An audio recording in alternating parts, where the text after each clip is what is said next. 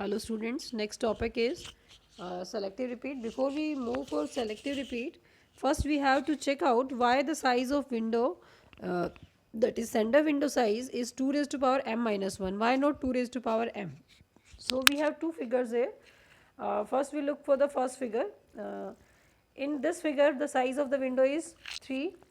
Frame number 0 send किया, उसके बाद इन्होंने एक्नॉलेजमेंट सेंड की. ये कंपलसरी नहीं है कि हर एक फ्रेम के बाद एक एक्नॉलेजमेंट जाएगी, बट यहाँ इन्होंने सेंड किया, कोई इशू नहीं है. Sender is not waiting for acknowledgement. First frame send किया, again receiver sends frame acknowledgement, that again lost. Sender send frame number 2, and after sending frame number 2 the sender wait for acknowledgement. They showed starting from the first frame, right? तो अब ये यहाँ पर जो time out होता है उसके बाद क्या होगा वो प्रोसीजर हमें समझना है. अगर ये सेंडर साइड विंडो साइज 3 है तो आप देखेंगे इनिशियली जब 0 फ्रेम आया आर मूव हुआ, 1 पर चला गया, 1 फ्रेम आया, 1 रिसीव किया, 2 पर मूव हो गया. ठीक है, जब टाइम आउट होता है तो जब ये सेंडर दोबारा अपनी विंडो स्टार्ट करेगा फ्रेम नंबर 0, तो फ्रेम नंबर 0 डिस्कार्ड होगा, कैंसिल होगा, जो हमने पिछले प्रोसीजर में भी किया था कि एक्नॉलेजमेंट लॉस्ट में या एक्नॉलेजमेंट डिले में अगर एक्नॉलेजमेंट सेंड हो चुकी है, आर वेरिएबल मूव हो चुका है, तो ये फ्रेम डिस्कार्ड होगा, जो भी डुप्लीकेट फ्रेम आएगा. अब नेक्स्ट केस लेते हैं. अगर window size 2 raise to power m है, 2 raise to power m means here m 2 है, तो विंडो साइज कितना है यहाँ पर 4. देखिए वही केस लिया, हर एक फ्रेम सेंड करेंगे और उसके बाद आर मूव हो जाएगा. एक्नॉलेजमेंट लॉस्ट हम शो कर रहे हैं. फ्रेम नंबर 0 सेंड किया. देखिए स्टूडेंट प्लीज़ ये कंपलसरी नहीं है कि हर एक फ्रेम के बाद यहाँ एक्नॉलेजमेंट आएगी. पूरी विंडो एक साथ ख़त्म हो जाए मीन्स 1 बाय 1 उसके साथ एक एक्नॉलेजमेंट आ सकती है, कंबाइंड क्यूमुलेटिव. तो यहाँ पर इन्होंने अलग अलग शो किया है, तो ऐसा नहीं है. ये कंसेप्ट हमारा पिछला रॉन्ग था, राइट. एक इसका गो बैक एंड की पॉलिसी यही है कि एक क्यूमुलेटिव एक्नॉलेजमेंट आ सकती है और सेपरेट भी आ सकती है. सो फ्रेम नंबर 0 सेंड किया, आर मूव हुआ, फ्रेम 0 में कोई प्रॉब्लम नहीं थी, आर मूव हुआ, receiver is waiting of first frame receive हुआ, आर अगेन मूव हुआ 2 पर, सेकेंड फ्रेम रिसीव हुआ, आर 3 पर मूव हुआ और 3 रिसीव हुआ, तो फ्रेम नंबर 0 पर मूव हो गया. ठीक है, सभी एक्नॉलेजमेंट लॉस्ट है, यहाँ कहीं कंबाइंड एक्नॉलेजमेंट लॉस्ट हुई. अब इधर से सेंटर साइड क्या हुआ, टाइम आउट के बाद सेंटर क्या करेगा, अपनी विंडो स्टार्ट कर देगा, रिपीट करना. फ्रेम नंबर 0 सेंड किया. देखिए अब हम सेंड कर रहे हैं first frame, mean centre send कर रहा है, रीसेंड कर रहा है फर्स्ट फ्रेम, और रिसीवर को क्या लग रहा है, it is coming the fourth frame. तो ये क्या होगा, 0 के अकॉर्डिंग तो एक्सेप्ट हो जाएगा और रिसीवर से क्या मानेगा, फोर्थ फ्रेम. लेकिन जब एक्चुअल डाटा देखें तो ये रॉन्ग है. So this is the reason why size of window is 2 raised power m minus 1. अब नेक्स्ट स्टूडेंट्स कि अगर हम सेलेक्टिव रिपीट ले, सेलेक्टिव रिपीट में गो बैक एंड पॉलिसी में क्या डिसएडवांटेज थी कि अगर विंडो साइज आपका 7 है और किसी एक फ्रेम में भी प्रॉब्लम हुई तो सभी फ्रेम्स रिपीट करने होंगे. If the window size is 15 then ये और वर्स कंडीशन हो जाती है कि एक फ्रेम सही ना पहुंचने की वजह से जितने भी बाकी फ्रेम है वो रिपीट करने पड़ेंगे. So this time we use 2 window, sender window and receiver window. In both the windows, sender window and receiver window, the size of the window is 2 raised to power m by 2. Sender window is equal to receiver window. Both are equal to 2 raised to power m minus 1. If 2m is 2, that will be, the window size will be 2. So in this example we are treating m is equal to 2. तो यहाँ पर क्या होगा, वही दो window concept हैं. S F starting frame of the window and S L last frame of the window. Same यहाँ centre side था, ये रिसीवर साइड भी है. रिसीवर साइड में अब क्या बेनिफिट होगा कि गो बैक एन में अगर फ्रेम नंबर 0 रॉन्गली मीन्स एरर्ड पहुँचा है तो वो फ्रेम नंबर 1 करेक्ट होते हुए भी उसे एक्सेप्ट नहीं करता था, फ्रेम नंबर 2 आया उसे भी एक्सेप्ट नहीं करता था, and so on. Means without checking new frames वो सिंपली पिछला उसे रिसीव नहीं हुआ विंडो में तो उसको वो आगे नेक्स्ट फ्रेम्स को रिसीव नहीं करता था. अब यहाँ क्या पॉलिसी होगी कि अगर इस कंसेप्ट के अकॉर्डिंग अगर रिसीवर मान लीजिए फ्रेम नंबर 0 सही सेफली नहीं पहुंचा, तो सेफ नहीं पहुंचा क्योंकि सेंडर तो अपने विंडो के जितने भी फ्रेम्स हैं उनको सेंड करने के बाद वेट करता है एक्नॉलेजमेंट की. फिर फ्रेम नंबर 1 आया तो 1 को ये रिसीव करेगा because 1 is part of receiver window. तो रिसीवर विंडो में कोई भी फ्रेम आगे पीछे आ सकता है, इसमें यहाँ मैटर नहीं करता जैसा कि बाकी पॉलिसीज़ में मैटर करता था. ठीक है स्टूडेंट, तो मेन पार्ट यही था, सेंडर विंडो और रिसीवर विंडो, और साइज़ क्या है 2 raised to power m by 2. So यहाँ पर हम लेते हैं एक कंसेप्ट और नेगेटिव एक्नॉलेजमेंट का, कि मान लीजिए अब अगर फ्रेम नंबर 0 में कोई प्रॉब्लम है तो एक नेगेटिव एक्नॉलेजमेंट आएगी by mentioning the frame number NAK0। तो ऑपरेशन में हम लेंगे यहाँ पर सबसे पहले फ्रेम लॉस्ट का ही दिखा इन्होंने शो किया है। चलिए लॉस्ट फ्रेम में केस में 0 1, देखिए दोनों साइड क्या, एक तो सेंडर साइड और रिसीवर साइड दोनों 2 2 का साइज है। इन्होंने SFSL ये सब नहीं लिखा क्योंकि स्पेस बहुत ज़्यादा कंज्यूम कर रहा था। सो 0 1 फ्रेम नंबर 0 सेंड किया, रिसीवर विंडो का पार्ट है, रिसीव हो जाएगा। फ्रेम नंबर 1 सेंड किया, 1 is part of window, receiver window, acknowledgement send कर दी। यहाँ तक हो गया नॉर्मल ऑपरेशन। एक्नॉलेजमेंट सेंड की, एक्नॉलेजमेंट रिसीव होने के बाद सेंडर क्या करेगा, अपनी विंडो को स्लाइड करेगा। विंडो स्लाइड मीन्स अब जो लेफ्ट साइड फ्रेम्स है 0 1 ये एक्नॉलेज हो चुके हैं, 2 3 ये सेंड करेगा और 0 1 2 की वेट अभी टर्न आएगी।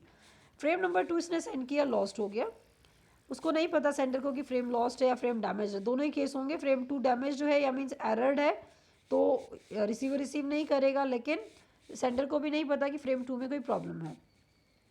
फ्रेम नंबर 3 सेंड किया, 3 is part of the receiver window, ये रिसीव होगा।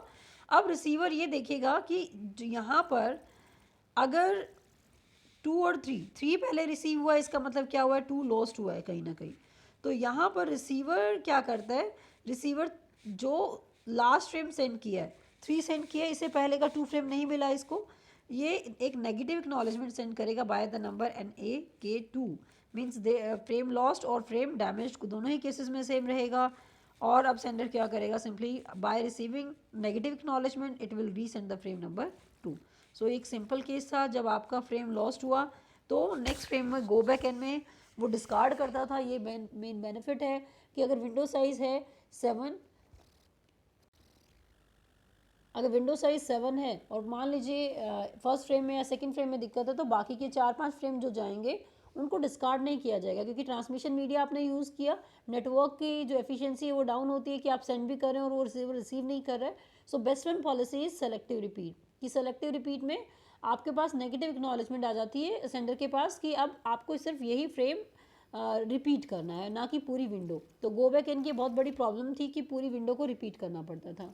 ठीक है, उसके बाद इन्होंने दिया है लॉस्ट एंड डिलेड एक्नॉलेजमेंट, ये सब आपको खुद से प्रिपेयर करना है, मैंने आपको भेज दिया है, तो उनको एक बार देख भी लेते हैं। Next one sender window size, इसमें एक बार पहले हम वो केसेस लें, उसके बाद ही हम देखेंगे कि ये विंडो साइज़ कंसेप्ट क्या है।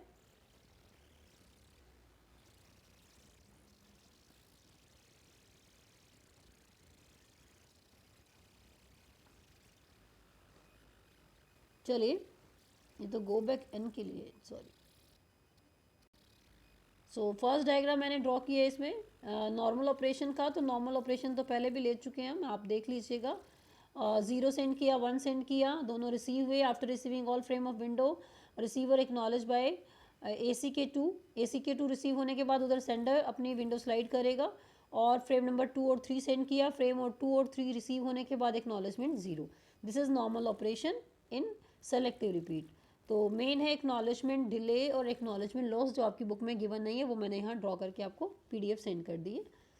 Next one is acknowledgement loss, frame number 0 send किया, फ्रेम 0 रिसीव हुआ, फ्रेम नंबर 1 सेंड किया, फ्रेम नंबर 1 रिसीव हुआ, बट एक्नॉलेजमेंट लॉस्ट हो गई। अब एक्नॉलेजमेंट सेंड करते ही रिसीवर का क्या एक्शन होता है, वो अपनी विंडो स्लाइड कर देगा, means 0 1 has been acknowledged.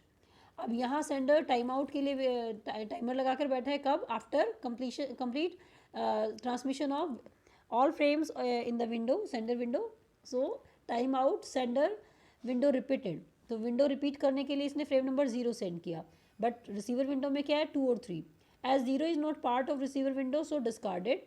Same way first frame send किया, अगेन यहाँ पर भी नंबर मैच नहीं हुआ, 2 3 है विंडो का पार्ट, तो frame number 1 is not in the receiver window, जो फ्रेम नंबर रिसीवर विंडो में नहीं होगा वो नहीं रिसीव होगा। यही पॉलिसी है जिसकी वजह से ये विंडो साइज़ हम आगे वेरीफाई करेंगे कि 2 ही क्यों है, 3 क्यों नहीं है, right. So after receiving all the frame that has been acknowledge duplicate acknowledgement is send, means जब इसको मिलता है कि जो इसके विंडो के फ्रेम जिनको एक्नॉलेज कर चुका है फिर भी उन वो रिपीट हो रहे हैं, इसका मतलब कहीं ना कहीं एक्नॉलेजमेंट लॉस्ट हुई है। ठीक है, जब भी सेंडर के पास एक्नॉलेजमेंट नहीं पहुंचेगी तो वो यही अजम्पशन लगाएगा कि कोई ना कोई फ्रेम डैमेज है, और रिसीवर के पास अगर कोई डुप्लीकेट फ्रेम पहुंचता है जिसको एक्नॉलेज कर चुका है तो यही अजम्पशन रहेगी कि एक्नॉलेजमेंट लॉस्ट हुई है, चाहे वो डिले ही क्यों ना हुई हो। ठीक है, एक्नॉलेजमेंट मिली, उसके बाद नॉर्मल ऑपरेशन स्टार्ट हो गया। फ्रेम नंबर 2 सेंड किया, यहाँ रिसीवर विंडो में 2 था, एक्सेप्ट होगा। नेक्स्ट फ्रेम नंबर 3 सेंड किया, वो भी एक्सेप्ट होगा। स्टूडेंट्स, ये S F S L S ये वही एज इट इज़ चलेंगे। यहाँ पर R F first frame of the receiver window, last frame of the receiver window S R L and R जिसको अभी भी सेंड किया। लेकिन आर का यहाँ इतने सिग्निफिकेंस नहीं है क्योंकि आर में कोई पूरी विंडो में कोई भी फ्रेम आ जाए वो रिसीव होगा, right. Last one is selective repeat A R A acknowledgement delay. Acknowledgement delay में वही नॉर्मल केस है, स्टार्टिंग में फ्रेम नंबर 0 सेंड किया, रिसीव हुआ, 1 सेंड किया, रिसीव हुआ, एक्नॉलेजमेंट डिले हो गई और काफ़ी ज़्यादा टाइम लग गया। टाइम आउट होते ही सेंडर ने अपने फ्रेम रिपीट करना स्टार्ट किए। फ्रेम नंबर 0 सेंड किया, इधर रिसीवर विंडो 2 और 3 पर थी, फ्रेम 0 डिस्कार्डेड। अभी भी एक्नॉलेजमेंट नहीं पहुंची है, सेंडर ने फिर फ्रेम नंबर 1 भी सेंड किया। Again 1 is not part of receiver window, so frame 1 discarded and duplicate acknowledgement send. अब की बार भी वही अजम्पशन है कि कहीं ना कहीं एक्नॉलेजमेंट लॉस्ट हुई है। डुप्लीकेट एक्नॉलेजमेंट सेंड की, तब तक रिसीवर सेंडर को पुरानी जो फर्स्ट ओरिजिनल एक्नॉलेजमेंट है वो मिल चुकी है, और एक्नॉलेजमेंट मिलते ही सेंडर क्या करेगा, अपनी विंडो स्लाइड करेगा। विंडो स्लाइड की, फ्रेम नंबर 2 सेंड किया, फ्रेम नंबर 2 रिसीवर विंडो का पार्ट था, frame number 2 accepted. So next आगे प्रोसीजर चले। आगे हमने यहाँ ड्रॉ नहीं किया 3 वगैरह, सिंपल हमने यहाँ शो किया कि जो एसी के यहाँ में नंबर में कोई गड़बड़ है थोड़ा, एसी के 0 नहीं आएगा, दिस विल बी एसी के 2 at this place. Just a minute, this will be AC के, okay, this will be this is okay, fine, no problem. This ACK2 is discarded. Why discarded? Because it is duplicate acknowledgement. Everything is fine, students, no problem.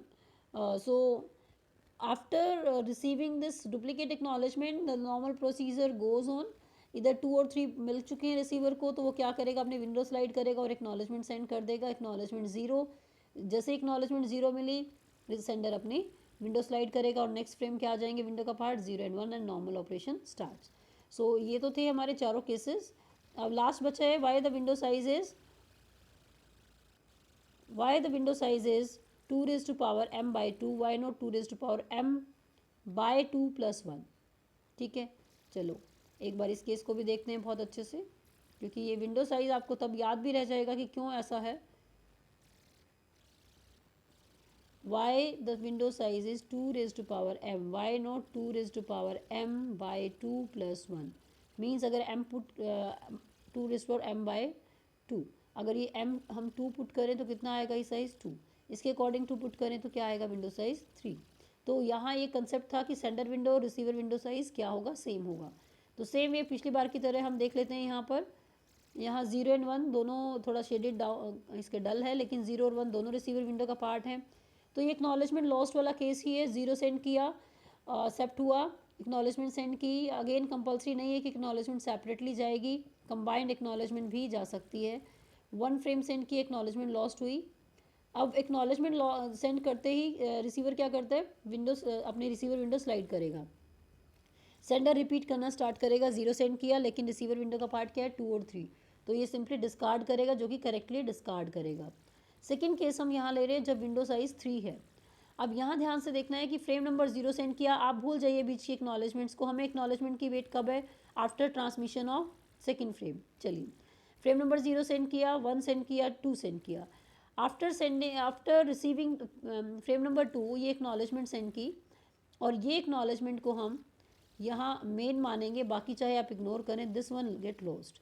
ठीक है, ये मान लेते हैं AC के 3 था, AC के 3 लॉस्ट हुई। अब यहाँ टाइम आउट, उसके बाद फ्रेम नंबर 0 स्टार्ट किया। अब यहाँ फ्रेम नंबर 0 है, लेकिन यहाँ पर देखिए, इस केस में देखिए, ये विंडो अपनी स्लाइड कर चुके हैं। आपने फ्रेम कौन सा सेंड किया, फर्स्ट फ्रेम, कंटेंट तो फर्स्ट फ्रेम की होंगे, लेकिन यहाँ पर इसको क्या एज्यूम करके बैठा है, ये फोर्थ फ्रेम। तो ये क्या हुआ, wrongly accepted. Wrongly accepted means आपका जो विंडो साइज़ है उसमें कहीं ना कहीं कोई प्रॉब्लम है।